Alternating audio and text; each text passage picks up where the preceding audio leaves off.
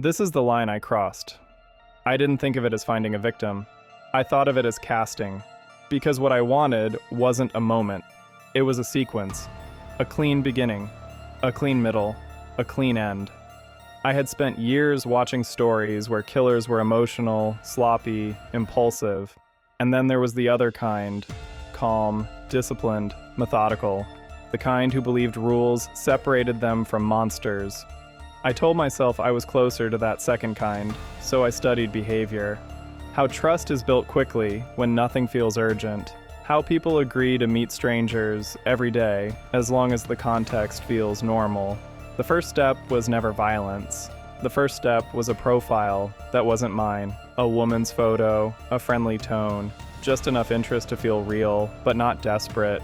I didn't promise anything dramatic, no romance, no pressure, just conversation, just an invitation. And the key wasn't attraction, it was privacy, a detached garage, a place that didn't belong to me, temporary, neutral, somewhere that felt inconvenient, not dangerous. I even had an explanation ready. I told myself if anyone ever asked, it was a filming space. Props, tools, lighting. Creative clutter always looks suspicious until you call it art. The first time was supposed to be perfect. He arrived expecting a date, someone real behind the door. Instead, he stepped into darkness.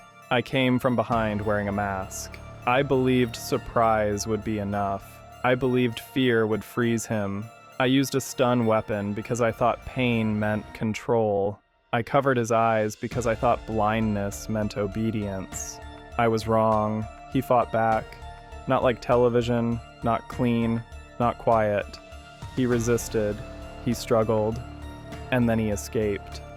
I stood there afterward, breathing hard, realizing the worst part wasn't that he got away.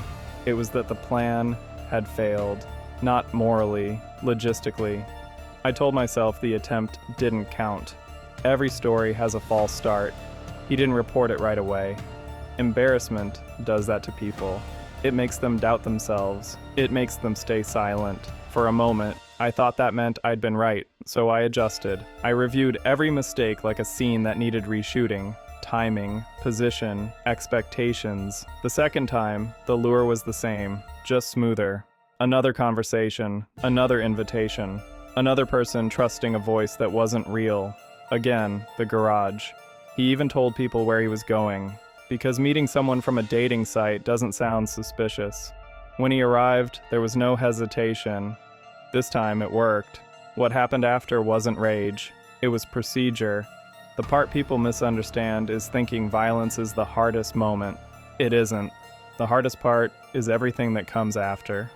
Cleaning, moving, deciding what can be explained away and what can't. I treated reality like it could be edited.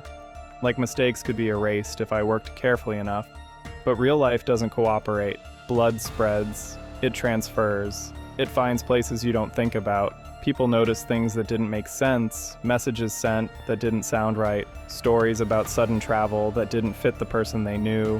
That's when the pressure started. The garage stopped being invisible. The online profile stopped being anonymous. My explanations stopped sounding clever and started sounding thin.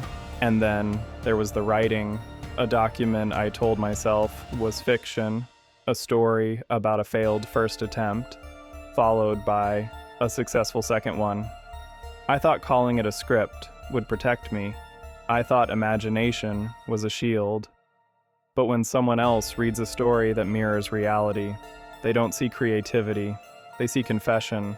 Then the first man, the one who escaped, came forward. He recognized what had happened. Recognized the mask, recognized the setup. Now it wasn't a single incident.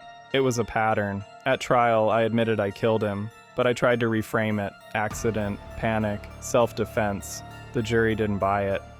Because preparation doesn't look like panic, and planning doesn't look like fear. They called it what it was. Deliberate.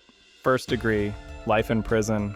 No parole for decades. The attempt didn't even matter anymore. A life sentence makes everything else redundant. I used to believe the stories taught me how to get away with it. What they actually taught me was how badly fiction misunderstands reality, because real people don't reset between episodes. Evidence doesn't fade when the credits roll. And the story you write about yourself doesn't stay yours forever. If you know who I am, you know what they found on my computer.